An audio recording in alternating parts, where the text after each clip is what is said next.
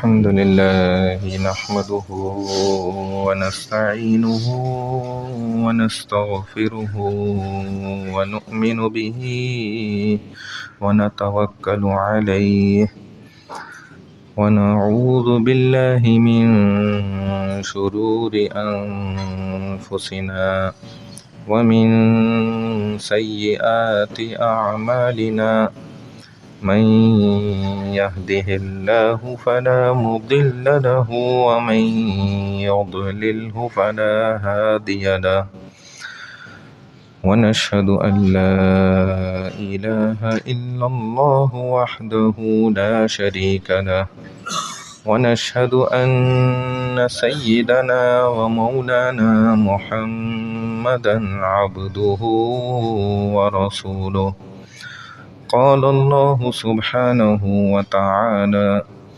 أعوذ بالله من الشيطان الرجيم بسم الله الرحمن الرحيم وإذ ابتلى إبراهيم ربه بكلمات فأتمهن قال إني جاعلك للناس إماما قال ومن ذريتي قال لا ينال عهد الظالمين وإذ جعلنا البيت مثابة للناس وأمنا واتخذوا من مقام إبراهيم مصلى وعهدنا إلى إبراهيم وإسماعيل أن طهر بيتي للطائفين والعاكفين والركع السجود وإذ قال إبراهيم رب اجعل هذا بلدا آمنا وارزق أهله من الثمرات من آمن منهم بالله واليوم الآخر قال ومن كفر فأمتعه قليلا ثم أضطره إلى عذاب النار وبئس المصير صدق اللہ العظیم۔ اس سے ماقبل جن آیات میں جن باتوں کا ذکر چل رہا تھا، جو اللہ سبحانہ و تعالیٰ کی مختلف نعمتوں کا، بے انتہا نعمتوں کا ذکر ہوا، اسی طرح بنی اسرائیلیوں کا ان نعمتوں پر کفران نعمت یہ بھی ذکر ہوا۔ اب آگے حضرت ابراہیم علیہ السلام کا قصہ اللہ سبحانہ و تعالیٰ بہت مختصر انداز کے ساتھ ذکر فرما رہے، کیونکہ اس وقت بات یوں تھی کہ جو یہودی تھے یہ بھی نسبت اپنی حضرت ابراہیم علیہ السلام کی طرف کرتے تھے، اسی طرح جو نصارہ بھی تھے وہ بھی اپنی نسبت حضرت ابراہیم علیہ السلام کی طرف کرتے تھے۔ تو ان کو گویا کہا جا رہا ہے کہ اگر تم واقعی ابراہیمی ہو، اپنے آپ کو کہتے ہو کہ ہم ملت ابراہیمی پر چلنے والے ہیں، تو ان کے ماننے والے اگر تم سمجھتے ہو حقیقت میں اپنے آپ کو، پھر ان کا مذہب بھی تو اپناؤ۔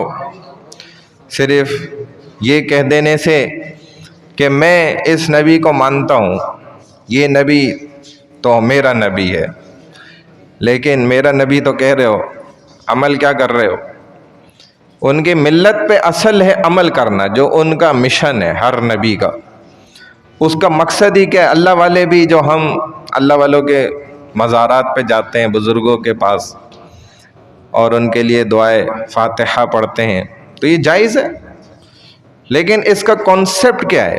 اس کے پیچھے مقصد کیا ہے؟ بس یہ جانا، فاتحہ پڑھنا، دیگ چڑھانا، چادر چڑھا دینا، دیے جلا دینا، اور یہ اپنی ساری مستیاں فل کر کے، میں تو اس کو یہی کہوں گا، اور واپسی زندگی میں آ کر وہی دھوکے بازی चुगलखोरी, हसद, कीना, बुग़्ज़, झूठ और इसी तरह सूद, रिश्वत सब चलती रहे तो ये अल्लाह वाले की ज़िंदगी का असल मकसद ही नहीं था। वो तो अपनी ज़िंदगियों में ये मकसद समझा के गए, अरे लोगों जैसे ज़िंदगी हमने गुजारी ना, अल्लाह की मान कर चले, नबियों की मान कर ज़िंदगी गुजारी, तुमने भी वही करना है।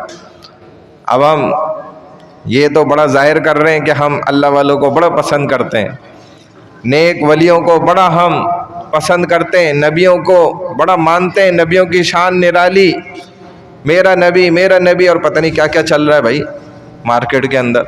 आप लोग मुझसे ज़्यादा जानते हैं, सुनते होंगे, मैं तो कभी गुजरते हुए कान में पड़ गया तो वो अल्फाज बता रहा हूँ। तो ये असल नबी से मोहब्बत का तकाजा नहीं है। आप भले ये ना कहें लेकिन उस नबी की ज़िंदगी पे अमल करें। यही तो अल्लाह इनको समझा रहे हैं इधर पते की बात कि भाई हमारे साथ ये सारी बातें नहीं करो उल्टी सीधी, हमसे करो मकसद की बात, जो असल बात है ना। ये बताओ कि तुम इनकी मिल्लत पे चलते क्यों नहीं हो? इब्राहिम अलैहिस्सलाम को तो मान रहे हो, दोनों लगे हुए पीछे। अब हज़रत इब्राहिम अलैहिस्सलाम का आप देखें, जो आबाई वतन था ना, वो बाबुल या कलदानिया ये था, जो आजकल इराक है। उसके हालात आप जानते हैं अच्छी तरह, कैसी खून रेजी, दौर हाजिर का दज्जाल। हज़रत इब्राहिम अलैहिस्सलाम को अल्लाह पाक ने ऐसी मकबूलियत और शोहरत अता फरमाई कि आप ख़ुद अंदाज़ा लगाएं। बाज़ दफ़ा हम भी यही कह रहे होते हैं कि हम मिल्लत इब्राहीमी पर हैं, और बात सही है, क्योंकि रसूलुल्लाह सल्लल्लाहु अलैहि वसल्लम का सिलसिला ही इब्राहिम अलैहिस्सलाम से इतना गहरा ताल्लुक़ जुड़ा हुआ है कि जिसकी कोई मिसाल दूसरी नहीं है। आप हैरान होंगे, ये चीज़ें आगे आ रही हैं इंशाअल्लाह, वहाँ मैं बता देता हूँ। तो सारे मज़ाहिब वाले लोग अपनी निस्बत को उनकी तरफ जोड़ते हैं। अब कहते हैं इब्राहीम असल में ना अबुन रहीमुन से मुश्तक है। अबुन अरबी में आप जानते हैं वालिद को, बाप को कहा जाता है, और रहीम तो आप जानते ही हैं कि भाई बहुत ज़्यादा रहम करने वाला, ऐसा बाप जो खूब रहम करने वाला। ये बदल कर बन गया इब्राहीम। बाज़ लोग इसको अब्राहम भी बोलते हैं, ये भी पढ़ते हैं, लेकिन ये सही लफ्ज़ इब्राहीम ही है जो कुरान ने भी हमें बताया। तो फरमाया वइज़ बतला इब्राहीम रब्बुहु बिकलिमातिन फ़अतम्महुन, और जब इब्राहीम अलैहिस्सलाम को उनके रब ने आज़माया तो इनको इब्राहीम अलैहिस्सलाम ने पूरा कर दिया। अल्लाह आज़माते गए और इब्राहीम अलैहिस्सलाम अल्लाह की हर आज़माइश पर सिर्फ पूरा नहीं उतरे बल्कि कमाल के साथ पूरा किया। इसका एतराफ़ ख़ुद अल्लाह सुब्हानहू व तआला फरमा रहे हैं। अब ये क्या बातें थीं, क्या वाक़यात थे कि जिनमें अल्लाह ने इब्राहीम अलैहिस्सलाम को अपनाया? तो ये बड़ी मुख्तलिफ़ बातें थीं, क्योंकि इब्राहीम अलैहिस्सलाम की सारी ज़िंदगी आप उठा के देख लें, सारी की सारी ज़िंदगी आजमाइशों से भरी हुई थी, इम्तिहानों में गुजरी आपकी मुकम्मल ज़िंदगी। शायद ही इतना मसाइब में, मुश्किलात में और आजमाइशों में कोई दूसरा नबी मुब्तला हुआ रसूलुल्लाह सल्लल्लाहु अलैहि वसल्लम के अलावा, कि किसी और नबी पर इतनी मसाइब नहीं आए होंगे जितनी आप पर आए, और आपने तमाम आजमाइशों को पूरा करके दिखा दिया।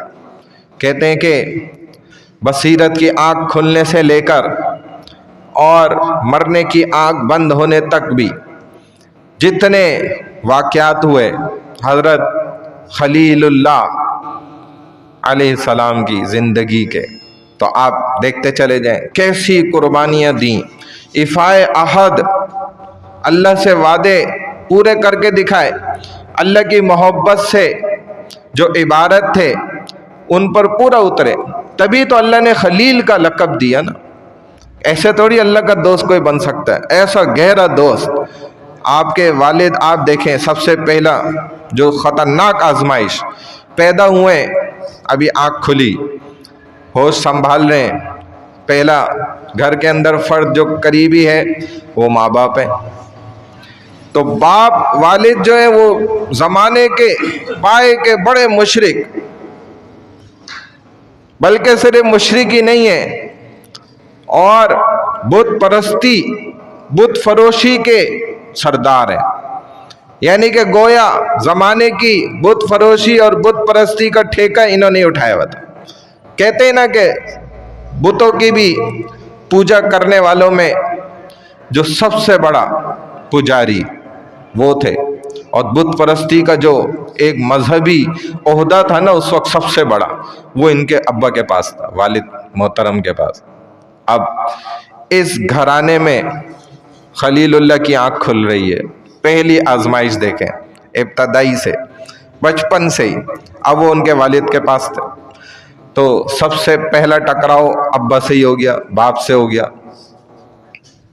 اب کیا ٹکراؤ ہوا؟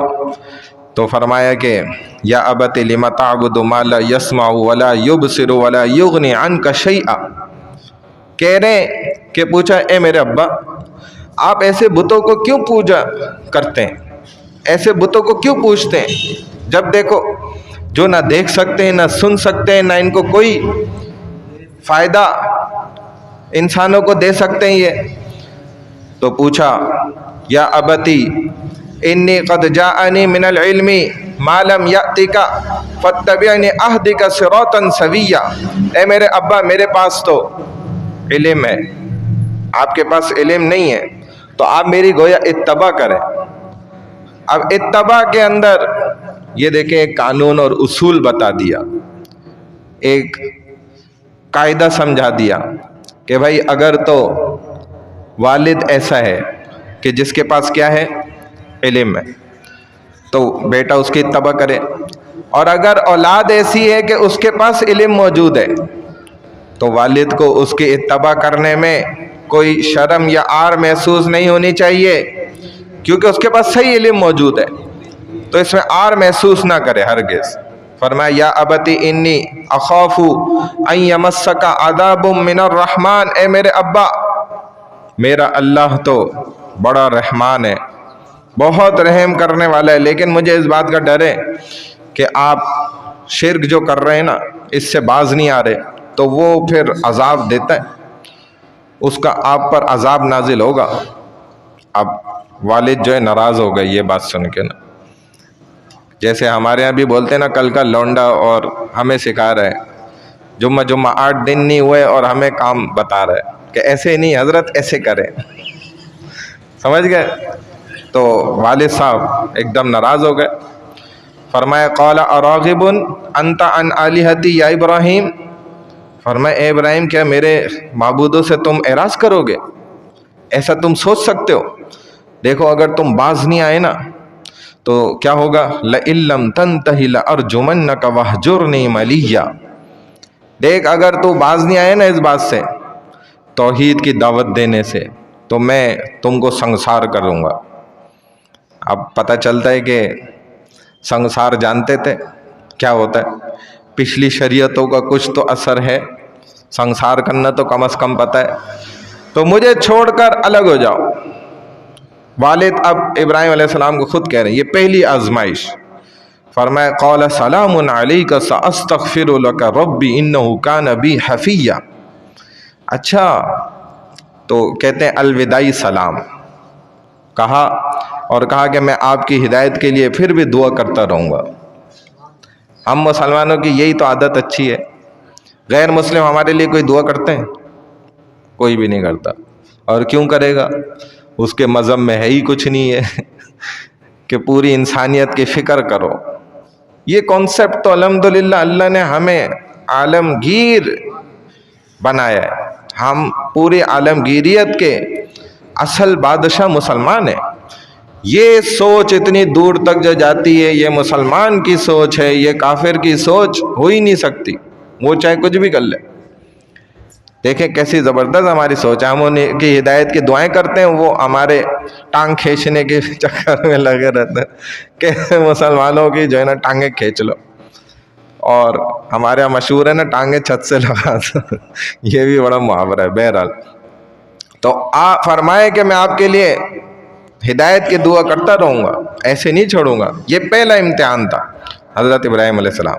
پھر دوسرا امتحان یہ تھا کہ جب آپ نے دیکھا پوری قوم الگ الگ پوجنے میں لگی ہوئی ہے، کوئی ستاروں کو پوج رہا ہے، کوئی چاند کو پوج رہا ہے، کوئی سورج کو پوجا کر رہا ہے، ہر ایک کی طرف جو ہے نا اشارہ کر کر کے دیکھتے گئے، اور جیسے جیسے وہ بجھتا چلا گیا، غائب ہوتا چلا گیا، آخر میں سورج یہ سب سے بڑا بادشاہ، یہ لگ رہا ہے کہ یہ مالک ہے کل کائنات کا، یہ رب ہے، کیسے آب و تاب کے ساتھ چمک رہا ہے، سب کو اس نے روشن کر کے رکھا ہوا ہے۔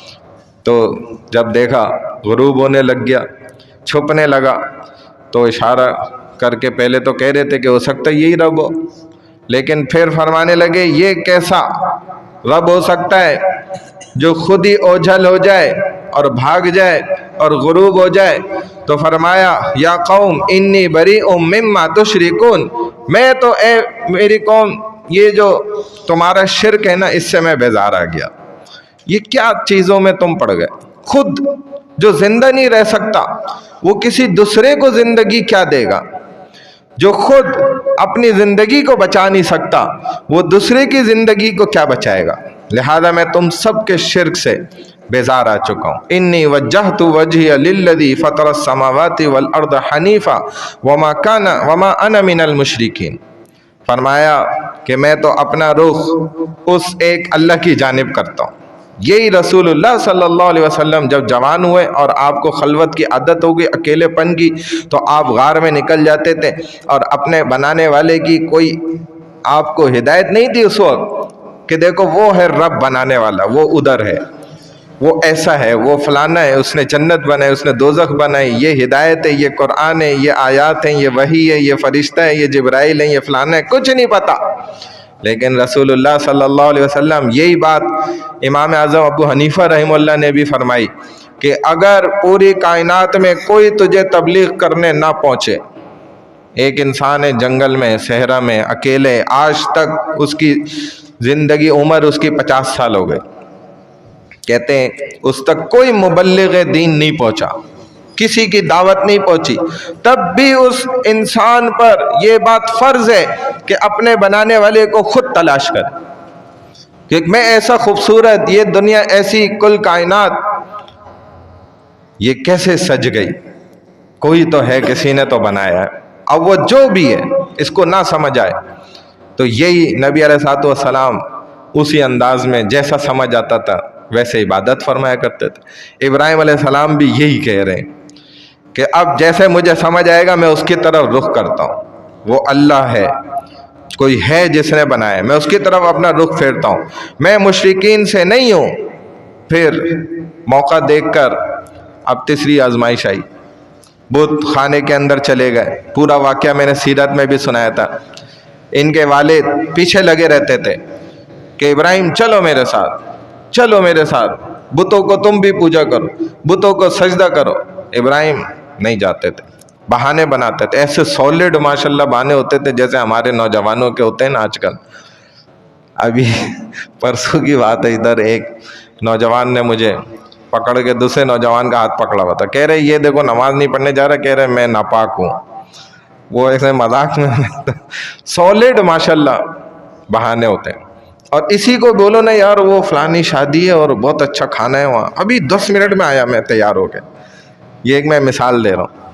تو سالڈ بہانے ماشاءاللہ کرتے تھے۔ ایک دفعہ تو ابا پیچھے لگ گئے ان کے والد اور ہاتھ پکڑ لیا مضبوطی سے، کہا آج ابراہیم تمہیں نہیں چھوڑوں گا، آج میرے بت خانے تجھے چلنا پڑے گا۔ ابراہیم علیہ السلام چل پڑے، ابا ہیں، باپ ہیں، انکار تو نہیں کر سکتے، نہ باپ کے ساتھ بدتمیزی کر سکتے ہیں، نہ بد اخلاقی کر سکتے ہیں، چل رہے ہیں۔ اب سوچ رہے ہیں کاش میرے دل میں کوئی بہانہ آ جائے، سمجھ نہیں آ رہی۔ جیسے ہی وہاں پہنچے بس ایک سالڈ راستہ آ گیا، کہنے لگے ابا آج تو بس ہو گئی، آج آپ جائیں اپنی عبادت کریں، وہاں پوجا کریں، میں ادھر بیٹھ کے نہ فیصلہ کرتا ہوں آج کہ مجھے کس طرف جانا ہے۔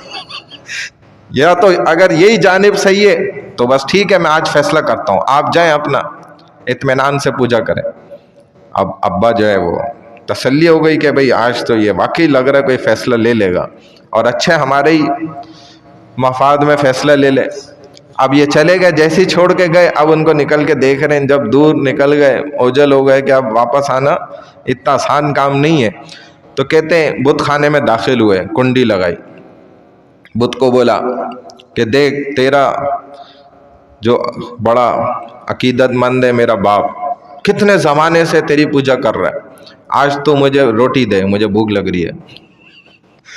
इतना तो मेहमान नवाजी कर सकता है ना, कितने अरसे से वो तुझे दे रहा है, उसने तुझे अपना बड़ा बनाया हुआ है, नहीं दे रहा रोटी। अब कहने लगे अच्छा पानी पिला दे, कम से कम प्यासा हूँ, नहीं पिला रहा। कहा अच्छा अभी मैं तुझे बताता हूँ। कहते हैं दरवाज़ा खोला, बाहर निकला, मैं बड़ा पत्थर उठा के लाया। मैंने कहा अब देख, नहीं मानता ना तो तेरे में टुकड़े करूँगा, बचा ले अपने आप को, तू तो खुदा है। कहते हैं वो तो उसके कान पे जूं नहीं रहेंगी, और लिहाजा मैंने मार मार सारे बुत तोड़ दिए और बड़े के ना गले में वो लटका दिया तोड़ने का आला। अब कहते हैं जब लोग सारे दावत में गए हुए थे, बस्ती वाले लौटे, वापस आए और माजरा देखा, सब ने एक ज़बान कहा भाई ये अमल, ये हरकत सिर्फ इब्राहीम ही कर सकता है और कोई नहीं कर सकता। अब ये बड़ी आजमाइश आ गई।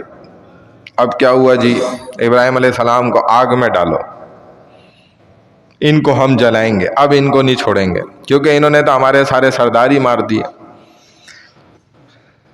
कहते हैं उस वक्त भी जो है ना, जब इनके वालिद ने इनको बताया ना अपनी अहलिया को घर आके, तो उन्होंने भी फिर ना मना किया था कि ये बड़े मुअज़्ज़िज़ हैं, जब हमल था ना बड़े मुबारक थे, मुझे आवाज़ें आती थी फ़लानी फ़लानी, ये बड़ा किस्मत वाला है और ऐसा है वैसा है। तो इस तरीके के भी वाक़यात हैं जो किताबों से मिलते हैं। तो फरमाया कि लअल्लहुम इलैहि यरजिऊन, ये जो हरकत है ना बुतों को तोड़ने वाली, ये इब्राहिम की तरफ ही जाती है। तो अब बड़े बुत की तरफ रुजू करवाया उन्होंने, कौम को कहा भाई इससे पूछो, वो तो क्या जवाब दे, वो तो जानते थे। सब ने कहा भाई इब्राहिम ही कर सकते हैं, आग जलाओ। अब कहते हफ्तों हफ्तों लग गए ईंधन जमा करने में, इस कदर ख़तरनाक आग लगाई जिसके भभके और जिसकी तपिश आसमान तक जाती थी। अगर कोई गलती से परिंदा ऊपर आ गया जल के नीचे गिरता था, ऐसी ऊंची। अब इनको समझ ना आए, इसके करीब तो हम भी नहीं जा सकते, इब्राहिम को कैसे लेकर जाएं। शैतान ने तरकीब सिखाई, अरे भाई वो मिंजनीक भी तो होती है ना, एक गुरेल उस ज़माने की, जिससे बांध कर वो पत्थर फेंकते थे, तो भाई साहब उसमें इनको बांधो और फेंको। अब शैतान का तो काम ही यही है। अब इन्होंने मिंजनीक के ज़रिए इब्राहिम अलैहिस्सलाम को ना आग में फेंका। अब इब्राहिम अलैहिस्सलाम आग में जा रहे हैं, आपने सारा वाक़या सुना है तफसील से, फरिश्ते आ रहे हैं, ये हो रहा है वो हो रहा है। इब्राहिम अलैहिस्सलाम कह रहे हैं कि तुम्हें अल्लाह ने भेजा है। कहते हैं नहीं हम तो खुद आए। तो भाई जाओ, तुम्हारा क्या काम है, फिर मेरा और अल्लाह का मामला है, छोड़ दो मेरे ऊपर। अब कहते हैं कि अल्लाह ने बराह रास्त आग को हुक्म दे दिया कि अब कुलना या ना रुकूनी बरदऊँ व सलामा, कि ए आग तुझे हमने बिल्कुल जलाने भस्म कर देने के लिए ही तैयार किया है, लेकिन आज तू हमारे इब्राहीम के लिए ठंडी हो जाए। यख ठंडी भी ना हो कि ऐसी ठंड लग जाए माइनस में चले जाए, कब कपाने लग जाए, और ऐसी गर्म भी ना हो कि उनको पसीने आने लग जाएं, दरमियानी हो जा, बरकरार हो जा। और कहते हैं ऐसे मज़े के वो चिल्ला गुजरा, 40 दिन जो गुजार दिया वहाँ। अल्लाह रोज़ पूछते थे इब्राहिम क्या हाल है। कहते ये जुमला मुझे सारी ज़िंदगी नहीं भूलता। 40 दिन तक हर रोज़ अल्लाह ने हर बार पूछा। तो वो न, ये तो हमारे मुसलमानों को ख्वाब में रसूलुल्लाह सल्लल्लाहु अलैहि वसल्लम की ज़ियारत हो जाए ना, और नबी अलैहिस्सलातु वस्सलाम अक्सर यही फरमाते कि मेरे बंदे तू हमारे पास नहीं आते हो, क्या बात है, तो ये इतने मीठे अल्फाज होते हैं बंदा भूलता ही नहीं है, क्या बात है। बंदे का नाम लेते हैं, ये बड़ा मुअज़्ज़ज़ अमल है उस बंदे के लिए, और करामत से कम नहीं है। उसका नाम लेके रसूलुल्लाह सल्लल्लाहु अलैहि वसल्लम पुकारे कि तुम हमारे पास क्यों नहीं आते। اس کا مطلب کیا ہے کہ دین میں اور تیز ہو جاؤ اور آگے بڑھ جاؤ. اگر مسجد میں 1 گھنٹہ دے رہے ہو تو 2.5 گھنٹہ دینا شروع کرو. 2.5 گھنٹے دیتے ہو تو 3 گھنٹے بناؤ, 4 گھنٹے کرو, مسجد میں بیٹھنے کی عادت بناؤ. یہ روحانی محفل ہے. اس روحانی محفل کے برکات انسان کے جسم میں داخل ہوتے ہیں. جب داخل ہوتے ہیں اس کی سوچ کو صاف ستھرا بناتے ہیں, اس کی نیت کو سیدھا کرتے ہیں, اس کے اندر سے برائیوں کے جراثیم کو باہر نکالتے ہیں. جب یہ جراثیم باہر نکل جاتے ہیں پھر رسول اللہ صلی اللہ علیہ وسلم اندر آ جاتے ہیں, پھر اللہ اندر آ جاتے ہیں. یہ واقعات ہم نے سنا ہے نا, اثر میں بھی الحمدللہ چلتا ہے سلسلہ. تو فرمایا کہ پھر وہ امتحان کہ وقت کا بادشاہ نمرود نے بلا لیا. اب نمرود کیا تھا؟ بے وقوف بادشاہ تھا. یہ خود قرآن سے ثابت ہے بات. سورہ بقرہ میں اگلی آگے آیت نمبر 258 میں یہ بات آ رہی ہے. وہاں پہ فرمایا الم تر الی الذی حاج ابراہیم فی ربہ ان آتاہ اللہ الملک. کیا آپ نے اس شخص کو نہیں دیکھا جو اپنی بادشاہی اور حکومت و سلطنت کے نشے میں گھمنڈ میں آ کر ابراہیم سے جھگڑا کر رہا تھا؟ جو اپنی بادشاہی کے گھمنڈ میں آ کر نا ابراہیم علیہ السلام سے جھگڑ رہا تھا رب کے بارے میں. جب ابراہیم علیہ السلام نے فرمایا کہ اذ قال ابراہیم ربی الذی یحیی و یمیت, وہ اللہ تو ایسا ہے, نمرود کے سامنے کہا وہ رب میرا اللہ ایسا ہے جو زندگی دینے والا ہے, جو موت دینے والا ہے. اب نمرود نے کیا کیا؟ جس آدمی کو پھانسی کا فیصلہ تھا اس کو بلایا اور کہا بھئی اس کو آزاد کر دو. کہا دیکھو میں نے اس کی موت تھی, میں نے زندگی دے دی. ایک شریف بندہ بھلا ہماری طرح کھڑا تھا, اس کو پکڑا اور قتل کر دیا. کہا دیکھو یہ زندہ تھا, میں نے موت دے دی. تو یہیں پہ ابراہیم علیہ السلام سمجھ گئے بیوقوف آدمی ہے, بات ہی نہیں سمجھے, اس کی بھیجے میں بات اصل بات گئی نہیں. تو ایک دم ابراہیم علیہ السلام نے اس کی بات کا کوئی جواب نہیں دیا, کوئی ریپلائی نہیں کرا. آپ نے دلیل بدل دی اور مدلل بڑی دلیل ایک دم سامنے لے کر آ گئے. کہا انا احیی و امید, تو یہ کہہ رہے کہ میں بھی زندہ کرتا ہوں میں بھی مارتا ہوں, چل تو یہ کام کر کے دکھا کہ سورج کو الٹ نکال دے آج.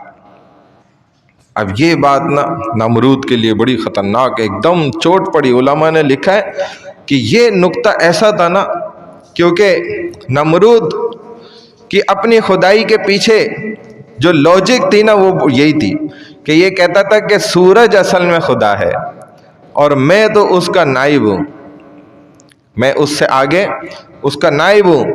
تو ایک دم گویا حضرت ابراہیم علیہ السلام نے اس کو یہ چیز سمجھائی کہ دیکھ تیرا خدا کیا, تو کچھ نہیں کر سکتا, تو نائب ہے. تو اپنے خدا کو بول دے ذرا کہ سورج کو بول دے میرا رب تو وہ ہے کہ جو مشرق سے سورج کو نکالتا ہے اور مغرب کے اندر اس کو غروب کر دیتا ہے. فَإِنَّ اللَّهَ يَأْتِي بِالشَّمْسِ مِنَ الْمَشْرِقِ فَأْتِ بِهَا مِنَ الْمَغْرِبِ, مغرب کے اندر اس کو لے جاتا ہے. تو اپنے خدا کو بول دے ذرا سورج کو کہ آج آپ مغرب سے نکل کے دکھائیں ذرا اور مشرق میں غروب ہو کر دکھائیں. تو ایک دم وہ حیران ہو گیا, اس کے برعکس کر کے دکھاؤ. فَبُهِتَ الَّذِي كَفَرَ, کہتے ہیں کافر اس وقت نمرود وہ ایک دم لاجواب ہو گیا. بڑی چوٹ پڑی اس کو نمرود کو, کیونکہ اس کی اصل خدائی کے اندر خود سورج اس کا اصل ریئل خدا تھا, گاڈ تھا, اور یہ اس کا نائب تھا, اپنے آپ کو اس کا قاصد قرار دیا کرتا تھا. تو ایک دم خطرناک چوٹ پڑی. اب یہ بڑا کٹھن امتحان تھا حضرت ابراہیم علیہ السلام کے لیے. پھر اگلا امتحان کہ جب اللہ سے رو رو رو رو بڑی مشکلوں سے ایک اولاد ملی, خوبصورت بچہ, مسکراتا ہنستا کھیلتا, وہ بھی بڑھاپے کی حالت میں اللہ نے دیا, بڑی عمر کے اندر ملا. حضرت اسماعیل علیہ السلام فرما بردار. ایک تو وہ ہوتی ہے نا نافرمان اولاد, اولاد تو اپنی ہوتی ہے ذاتی ہوتی ہے, لیکن انسان کو اس سے تکلیف پہنچتی ہے. پھر ہوتا ہے اس کے دل میں تکلیف کا عنصر کہ نافرمان اولاد ہے.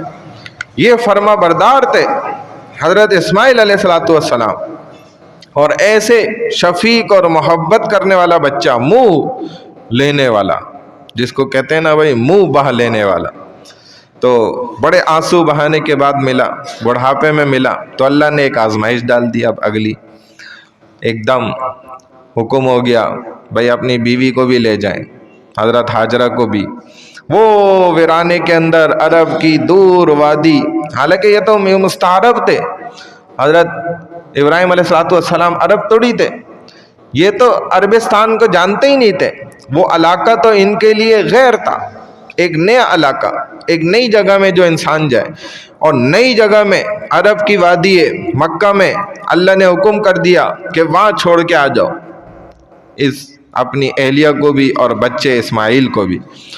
اب فرما برداری، کچھ نہیں کہا، فوراً لے گئے اور چھوڑ دیا، اور فرمایا چھوڑ آنے کا مقصد کوئی روپیہ پیسہ مال دولت نہیں تھا، دنیا کے لوگ یہ بھی کرتے ہیں نا، فرمایا ربنا لیقیموا الصلاۃ، اس لیے چھوڑا اے میرے رب تاکہ یہ نماز قائم کرے، فاجعل افئدۃ من الناس تہوی الیہم، اور اللہ لوگوں کے دلوں کو ان کی طرف مائل کر دیں۔ جبکہ آپ تھوڑا سا غور کریں، اس وقت وہاں کوئی لوگ تھے؟ ویران نہیں تھی، کوئی تھا نہیں۔ ایک کہتے ہیں کہ اس دعا کا اثر یہ بھی ہوا کہ وہ جو ایک دور علاقہ کے اور بڑے قبائل یکجا یمن کی طرف رہ رہے تھے، جن کا اس وقت بساط آیا اور ان کے سدے باب ہو گئے، جو ڈیم نما انہوں نے پانی اکٹھے کرنے کی جگہ بنا رکھی تھی وہ ٹوٹ گئے، سارے پانی بہہ گیا، اب زندگی پانی کے پیچھے تھی، تو سارے قومیں قبائل نکلیں اور ڈھونڈتے ڈھونڈتے ایک بڑا قبیلہ آ کر ادھر حیران ہو گیا، جب اسماعیل علیہ السلام کی ایڑیاں، جبرائیل علیہ السلام کا پر، اور حضور صلی اللہ علیہ وسلم نے بعد میں آ کر اس میں اپنا لعاب شامل کیا، آب زمزم، جب پانی آیا تو پرندے بھی آئے۔ اب دور سے دیکھا ادھر پرندوں کا کیا کام، یہاں تو کوئی پانی کے آثار نہیں ہے، یہ تو ریگستان، چٹیل میدان، پتھریلا، پہاڑی پہاڑ، ادھر کہاں سے پانی ہوگا؟ کون سا چشمہ ادھر ابل رہا ہوگا؟ ہو بھی تو وہ پہاڑ پہ ہو، یہ تو ستھری جگہ۔ تو ایک ہو سکتا ہے یہ بھی دعا قبول ہوئی کہ وہ قبیلہ ادھر پہنچا۔ بی بی ہاجرہ، بڑے واقعات ہیں، ہم نے سیرت میں سن لیا مختصراً۔ بی بی ہاجرہ سے ایسے زمانے جاہلیت میں بھی وہ اجازت لے کے آئے قریب، اور پوچھا کہ بھئی ہم بڑی دور سے سفر کر کے آئے، ہمیں پانی کی ضرورت ہے، ہم اسی کی طلب میں سفر کر رہے تھے، تو یہ آپ اگر ہمیں اجازت دیں۔ تو فرمانے لگیں بھائی یہ پانی کا کنواں تو ملکیت میری ہے، لیکن میں آپ کو استعمال کرنے دوں گی اگر آپ اجرت دیں۔ تو یہی سوچا کہ میں اکیلی بچے کے ساتھ ادھر کیسے گزاروں، جو تھوڑے بہت جو میرے پاس کھجوریں یا تھوڑا اس وقت چیزیں تھیں وہ سب ختم ہو چکی۔ تو کہتے ہیں اس طرح وہ آباد ہوئے، ایک دعا ادھر بھی کام آئی۔ اور دوسرا غور کیا جائے تو کوئی وہاں موجود نہیں تھا اس وقت، لیکن پھر بھی حضرت ابراہیم علیہ السلام دعا کر رہے ہیں فَجْعَلْ أَفْئِدَةً مِّنَ النَّاسِ تَهْوِي إِلَيْهِمْ، اللہ لوگوں کے دلوں کو ان کی طرف مائل کر دیں۔ لوگ کوئی نہیں ہے تو کون محبت کرے گا ان سے، دلوں کو مائل کرنا۔ کہا دعا یہ ہے کہ سارے انسانوں کے دلوں کو ان کی طرف مائل کر دے، اور یوں نہیں کہا کہ میرے بیٹے کی طرف مائل کر دے، بلکہ یوں کہا یعنی اسماعیل علیہ السلام کی طرف، بلکہ سب لوگوں کے دل کو مائل کر دے۔ یہ دعا ہے کہ پوری ذریت کے لیے، اور آپ جانتے ہیں حضرت اسماعیل علیہ السلام کی ذریت میں سے آگے رسول اللہ صلی اللہ علیہ وسلم کو آنا ہے۔ تو اصل میں دعا کر رہے ہیں کہ ہمارے آقا مدنی محمد الرسول اللہ صلی اللہ علیہ وسلم کے لیے یہ دعا ہے۔ اور اللہ نے دیکھیں 4000 سال گزر گئے، اس طرف مائل کیا ہوا ہی نہیں کیا ہوا سب کو، حالانکہ ادھر کون سا شیش محل بنا ہوا ہے، نعوذ باللہ، میں سمجھانے کے لیے لفظ استعمال کر رہا ہوں، اہمیت دلانے کے لیے یہ مثال دے رہا ہوں کہ کوئی شیش محل کعبۃ اللہ میں بنا ہوا ہے، کیا ہے؟ میں سمجھتا ہوں یہ جو ہماری مسجد ہے اس سے بھی سادہ کمرہ ہے، وہ اس سے بھی زیادہ سادہ ہے، اندر کوئی نمود و نمائش کی چیزیں موجود نہیں ہیں، کوئی ایسی الگ سی عجوبہ موجود نہیں ہے کہ جس کو دیکھنے کے لیے ہم وہاں پہنچے۔ لیکن وہ کیا بات ہے، اصل بات یہ سمجھنے کی ادھر تو یہ مائل ہونا ہر انسان کے اندر اللہ نے فطرت میں رکھا ہے، وہ مائل ہوگا، چاہے دنیا کی جتنی بڑی بڑی طاقتیں اس کو روکے۔ جب ان یہودیوں کے پروپیگنڈے ختم ہو جائیں گے تو لوگوں کا رجحان اور دل ضرور اس طرف خود ہی مائل ہوگا، آٹومیٹک سسٹم ہے اللہ کا۔ ہم مسلمانوں کا کتنا مائل ہوتا ہے، ایک دفعہ جا نہیں تھکتے، جو پہنچ گئے ایک دفعہ وہ تو کہتا ہے وہ تو پیاس لگ جاتی ہے پھر، جی اب تو میں نے پھر دوبارہ فوراً جانا ہے، مانگ آتے ہیں، حالانکہ کچھ ایسا نہیں ہے۔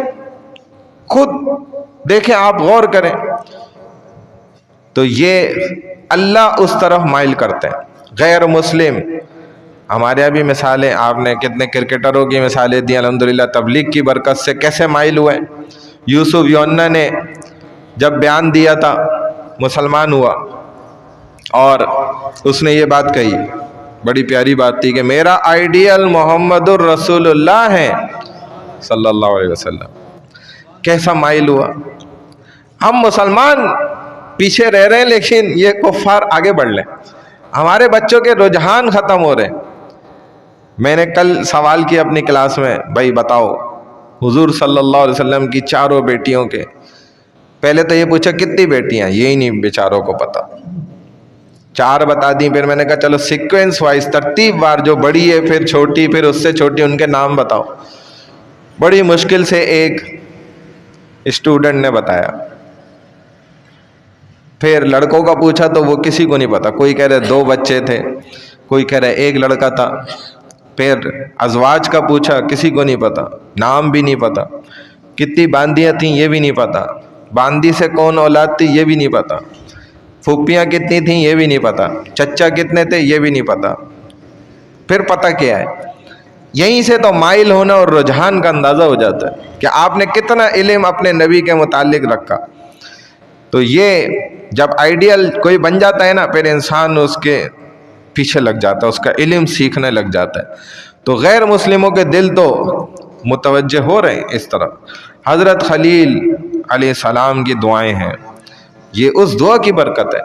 پھر آپ نے فرمایا وَارْزُقْهُمْ مِنَ الثَّمَرَاتِ، اللہ ان کو پھلوں کا رزق بھی دے، لَعَلَّهُمْ يَشْكُرُونَ، تاکہ یہ شکر گزاری کریں۔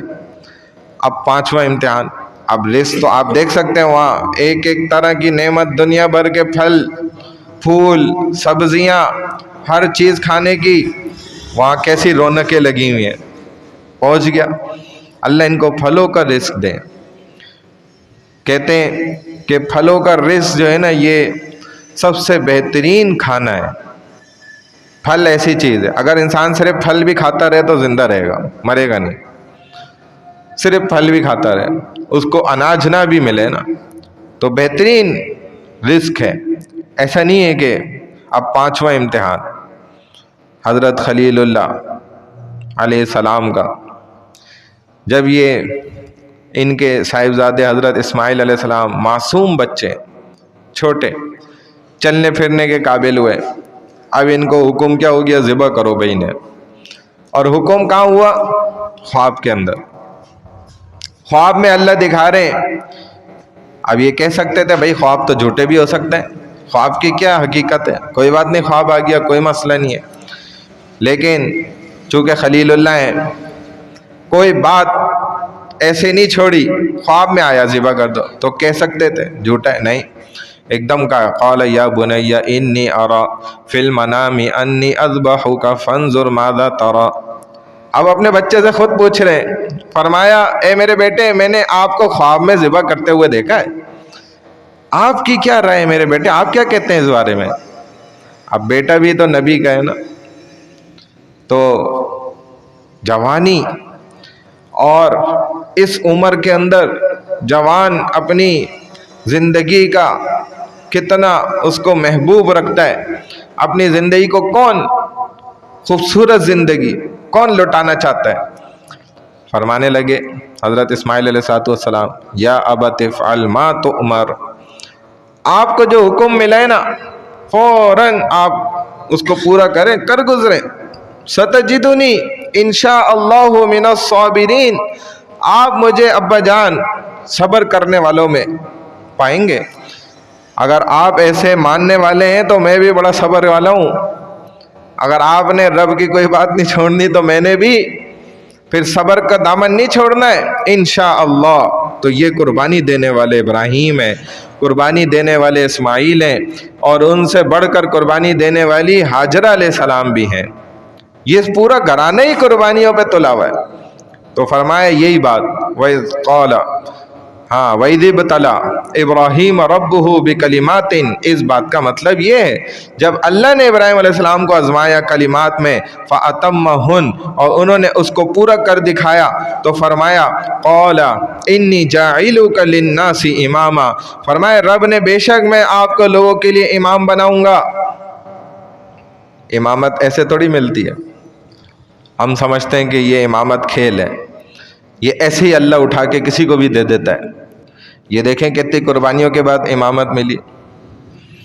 بات سمجھ رہے ہیں؟ امامت ملتی ہے ایثار سے، وفاداری سے، اور اسی طرح قربانی دینے سے امامت حاصل ہو جاتی ہے. جب اللہ کے لیے سب کچھ انسان قربان کر دے گا، سب سے بڑا اپنا نفس قربان کر دے گا، اور گناہوں سے پکی توبہ کر لے گا، اور اللہ کے سامنے ہاتھ جوڑ لے گا کہ اللہ میری توبہ، میں اب گناہ نہیں کرتا، پھر اللہ اس کو امامت ضرور دیں گے. یہ تو بہت کم عرصے میں ہو جاتا ہے. کر کے دیکھ لے انسان، بہت آسان عمل ہے، لیکن نفس کی قربانی اس کے اندر بہت ہے، تکلیف بہت ہے. تو اللہ نے فرما دیا کہ آپ کو میں زمانے کا امام بناؤں گا، اور اللہ نے بنا کے دکھایا. پھر حضرت ابراہیم علیہ السلام اپنی اولاد کو بھولے نہیں. اس موقع پر فرمایا قال ومن ذریتی، اللہ میری اولاد میں سے بھی امام بنانا. تو اللہ نے اس دعا کو بھی قبول فرما لیا. حضرت ابراہیم امام الناس بن گئے علیہ السلام، اور ہمارے آقا مدنی حضرت محمد مصطفیٰ صلی اللہ علیہ وسلم امام الانبیاء بن گئے، نبیوں کے امام بن گئے. دیکھیں انہی کی ذریت. یہ کہہ کر اب معراج ہوا، نبی کریم صلی اللہ علیہ وسلم تمام انبیاء سے ملاقاتیں ہوئیں. ہر نبی سے ملاقات ہوتی، تمام نبیوں سے، تو کہتے اخن مرحبا یا اخی، مرحبا یا اخی، یعنی کہ اے میرے بھائی. اور جب حضرت ابراہیم علیہ السلام سے ملاقات ہوئی، استقبال، تو آپ کعبے کے ساتھ ٹیک لگائے بیٹھے، آپ اٹھے نہیں، کھڑے نہیں ہوئے. حضور صلی اللہ علیہ وسلم خود چل کر گئے، کیونکہ وہ مرتبہ جانتے ہیں، وہ حیثیت جانتے ہیں. اور ان کو فرمایا کہ یا ابی یا ابنی، اے میرے پیارے بیٹے. رسول اللہ صلی اللہ علیہ وسلم کو ایسے فرمایا، محبت کے انداز سے، اور گلے لگا لیا. تو فرمایا قال لا ینال عہد الظالمین، اللہ نے میرا وعدہ ظالموں کو حاصل نہیں ہوگا. یہ جو اللہ نے عہد کیا نا، بات مانی، قبول کری دعا، تو فرمایا جو ظالم ہوں گے نا، تو اے ابراہیم ان کو یہ وعدہ حاصل نہیں ہوگا. یہ بات آپ یاد رکھیے گا، ان کو یہ فائدہ نہیں مل پائے گا. اے ابراہیم تمہاری اولاد میں امام ضرور بناؤں گا، لیکن امامت یہ بھی یاد رکھے کہ کوئی نسلی نہیں ہے، کوئی موروثی نہیں ہے، یعنی کہ وراثت میں منصب نہیں ملتا. ہمارے ہاں یہ رواج غلط چل گیا کہ والد ہے، باپ ہے، اس سے اولاد کی طرف خود بخود اس کا عہدہ منتقل ہو رہا ہے. بلکہ اس کا مستحق وہ ہوگا جو عمل کرنے والا اور باصلاحیت ہوگا، چاہے وہ کسی بڑے امام کی اولاد نہ ہو، لیکن وہ اس کا حقدار ہے. اور اگر اس حقدار کو کسی نے ریجیکٹ کیا تو وہ کل کو اللہ کی بارگاہ میں اس کا جواب دے، اس کو جواب دینا پڑے گا. یہ جو ولایت ہوتی ہے یہ بھی کسی کی جاگیر نہیں ہے، چاہے جتنی بڑی ولایت ہو. لیکن ہمارے ہاں زمانے میں یہ غلط رواج چل گیا۔ واقعی زمانے کی امامت کا مستحق وہ ہوگا جو باصلاحیت اور عمل کرنے والا ہوگا، لیکن جو آج کل صاحب زدگی چل رہا ہے، یہ معاملات بہت غلط ہیں۔ یہ جو سلسلے ہیں اس سے بہت زیادہ خرابیاں پیدا ہوتی ہیں۔ صاحب زادہ چاہے کوئی صلاحیت وہ رکھتا ہو یا نہ بھی رکھتا ہو، بس ابا کو اپنی مسند پر بٹھا دینا ہے ان کو، چاہے ان کے اندر کوئی بھی صلاحیت موجود نہ ہو، امامت تو دینی ہے۔ مگر جو آپ کی اولاد میں فرمایا کہ فاسق ہوں گے، فاجر ہوں گے، تو ان کو امامت نہیں ملے گی، یہ بات یاد رکھیں۔ اب فرمایا وَإِذْ جَعَلْنَا الْبَيْتَ مَثَابَةً لِلنَّاسِ وَأَمْنًا، اور یاد کیجئے جب ہم نے بنا دیا بیت اللہ کو لوگوں کے لیے مرجع اور امن کی جگہ، یعنی کعبۃ اللہ کی عبادت کے لیے سب سے قدیم جگہ بنائی۔ کعبۃ اللہ کو اللہ نے انسانوں کی عبادت کے واسطے، کہتے ہیں دنیا کی پہلی عمارت ہے جس کو اللہ نے بنایا۔ مثابتاً بمعنی مرجع، جہاں لوگ لوٹ لوٹ کر بار بار گھوم پھر کر رجوع کرتے ہیں، یعنی بار بار آنا چاہتے ہیں۔ اور میں نے بتایا 4000 سال سے یہ انسانوں کا مرجع بنا ہوا ہے، لوگ دھڑ دھڑ وہاں جا رہے ہیں۔ اور اس سادہ سی ایک چھوٹی سی عمارت بنی ہوئی ہے بس، بلکہ جو مکمل بھی نہیں بنی ہوئی، نامکمل ہے۔ بیت اللہ کے اندر کا حصہ کچھ باہر ہے، کھلا پڑا ہے، لیکن لوگ جا رہے ہیں اس کھلی ایک جگہ کے اندر عبادت کرنے کے واسطے۔ کتنی جستجو رکھتے ہیں، کس قدر وہاں دھکے بھی کھا لیتے ہیں، لیکن جی ہم نے یہاں عبادت کر لی ہے، کچھ بھی ہو جائے ہم آئے، یہ موقع ہاتھ سے نہیں جانے دیں گے۔ ایک پتھر ہے اس کے چومنے کے لیے، بوسہ لینے کے لیے، کس قدر اس قدر تکلیفوں میں پڑ جاتے ہیں کہ میں نے خود دیکھا سانسیں بند ہو گئی، بندہ ایکسپائر، اور اس کو اوپر کندھوں پہ ہاتھوں سے لوگ اٹھا اٹھا کے پیچھے تک پہنچائے، اب اس کو سانس دلانے کی کوشش کر رہے ہیں، پتہ چلا جی مر چکا۔ یہ ہم نے اپنی آنکھوں سے دیکھے وہاں واقعات۔ تو ایک پتھر کو چومنے کے واسطے، اب اس کمرے کی آپ دیکھیں کیسی کشش ہے، کیسی طاقت روحانیت ہے کہ لوگ بار بار شوق رکھتے ہیں وہاں جانے کے واسطے۔ اس میں کیسی محبوبیت ہے، جتنی بار اس کو دیکھا جائے محبت بڑھتی چلی جا رہی ہے۔ حالانکہ ایک عمارت تو ہے، اس پہ ایک کپڑا ڈالا ہوا ہے بلکہ الٹا کالے رنگ کا۔ تو ایک تو مرجع بنایا، لوگ لوٹ لوٹ کر محبت کے ساتھ اس کی طرف جائیں گے۔ دوسرا اس کو امن کی جگہ بنا دیا۔ پورے حرم کو یہ فضیلت حاصل ہے، زمانے جاہلیت میں بھی یہ امن کا گہوارہ تھا۔ یہاں پہ اس زمانے میں بھی خطرناک جنگجو قبائل کے لوگ بھی لڑائیاں نہیں کرتے تھے، کہتے تھے نہیں ادھر حرام ہے۔ یہ کون کہہ رہے ہیں؟ بتوں کو پوجنے والے، ادھر لڑائی کرنا حرام ہے، ادھر سے باہر نکلو، یہ فلانے فلانے مہینے حرمت کے، اس میں ہم بالکل نہیں لڑیں گے۔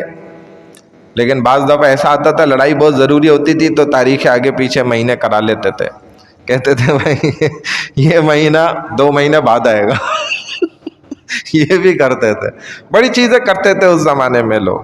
تو پورا حرم، پورا کعبہ، مسجد نبوی صلی اللہ علیہ وسلم، یہ سب امن کی جگہ ہے۔ فرمائے وَاتَّخِذُوا مِن مَّقَامِ إِبْرَاهِيمَ مُصَلًّى، اور اے مسلمانوں ابراہیم علیہ السلام کے مقام کو کھڑے ہونے کی جگہ، یعنی کہ اس کو مصلی بنا لو۔ مقام ابراہیم اس پتھر کو کہتے ہیں کہ جس پر کھڑے ہو کر ابراہیم علیہ السلام نے کعبۃ اللہ کی تعمیر کی۔ جب اللہ کا حکم ہوا کہ ابراہیم اب آپ تعمیر شروع کریں، ابراہیم علیہ السلام پوچھنے لگے یا اللہ مجھے کیسے پتہ چلے گا عمارت کہاں ہے؟ ادھر تو سارا زمین ہے، کوئی نشانی نہیں ہے۔ فرمایا ابھی پتہ چل جائے گا، ہم ایک بادل بھیجیں گے، وہ آپ کو سایہ کرے گا، جس جگہ سایہ کرے وہیں پہ آپ کھدائی کر لیں، وہی جگہ۔ فرماتے ہیں ایک بادل آ گیا، سایہ کرا۔ اب ابراہیم علیہ السلام کی آپ انجینئرنگ دیکھیں، یہ کانسیپٹ سب اسلام نے دیے ہیں۔ آج بھی دنیا اس کانسیپٹ تک پہنچی نہیں ہے ابھی تک، کوشش بڑی لگی ہوئی ہے۔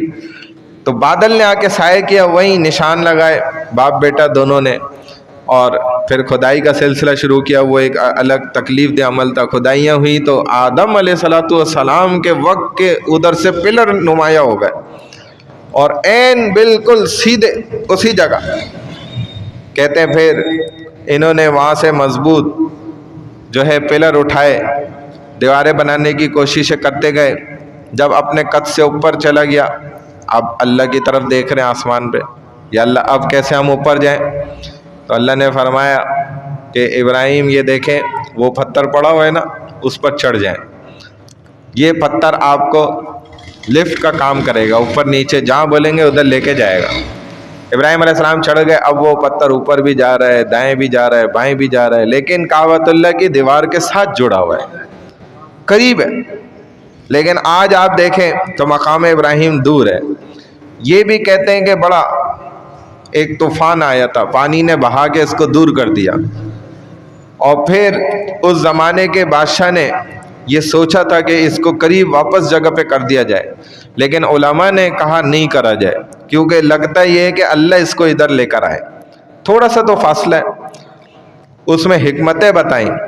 فرمائے کہ جب جبرائیل آتے تھے رسول اللہ صلی اللہ علیہ وسلم کو ابتدائی زمانے میں نمازیں سکھانے، تو یہی جگہ پہ کھڑے ہو کر نمازیں سکھائی ہیں. 5 دفعہ آئے ہیں، اول دن کے وقت میں بھی اور آخر دن کے وقتوں میں بھی. پھر حضرت ابراہیم علیہ السلام خود جب تعمیر کعبۃ اللہ کر رہے تھے، بنا کر رہے تھے اس کی، تو خود جیسے انجینئر دور آ کے عمارت کو دیکھتا ہے نا کہ یہ دیوار سیدھی ہے، ٹیڑھی تو نہیں ہے، پتھر صحیح لیول پہ رکھیں. ہمارے یہاں تو جیسے وہ رکھتے ہیں اسکوپ ہوتا ہے کیا، اس سے پانی ہوتا ہے اس میں لیول رکھنے، تو ابراہیم علیہ السلام اس جگہ آ کے بار بار کھڑے ہو کے نا دیکھتے تھے.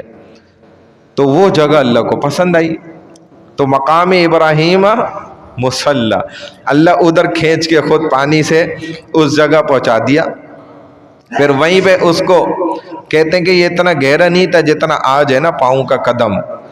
یہ لوگوں نے پہلے کھلا پڑا ہوتا تھا تو چاٹتے تھے اس کو جو جاتا تھا، جیسے حجر اسود کو بوسہ دیتے ہیں، بعض لوگ چاٹ بھی لیتے ہیں.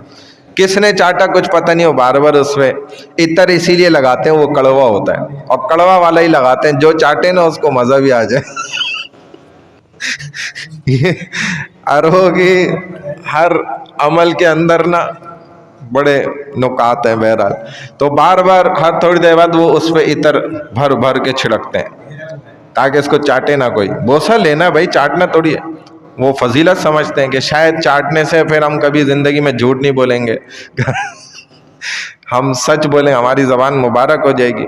ایسے ہی وہ یہ مقام ابراہیم جو پتھر تھے کھلا پڑا ہوتا تھا، لوگوں نے خاص اسی سوراخ کے اندر اس کو چاٹ ماشاءاللہ اتنا گہرا کر دیا کہ پھر عربوں کو کیا کرنا پڑا، اس کو نا محفوظ کر کے بند کرنا پڑ گیا. تو یہی فرمایا کہ جس وقت کھڑے ہو کر ابراہیم علیہ السلام نے کعبہ کی تعمیر کی تھی، اور طواف کے بعد 2 نفل یہاں پر پڑھنا افضل ہے. لیکن اگر جگہ نہ ملے تو انسان لڑائی نہ کرے، چھوڑ دے، پھر اسی کی سیدھ میں جتنا پیچھے بھی جا کر پڑھ لے تو انشاءاللہ وہ فضیلت حاصل ہے.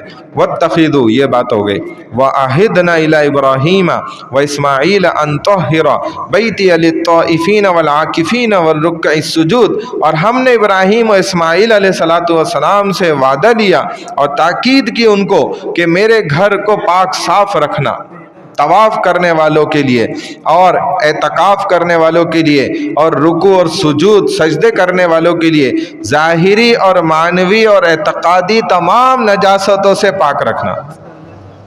کیا مطلب؟ جسے کعبۃ اللہ کو پاک رکھنے کا اللہ نے حکم دیا، ایسے ہی کعبہ کی تمام بیٹیوں کو بھی پاک رکھنے کا حکم دیا. کعبہ کی بیٹیاں کون ہیں؟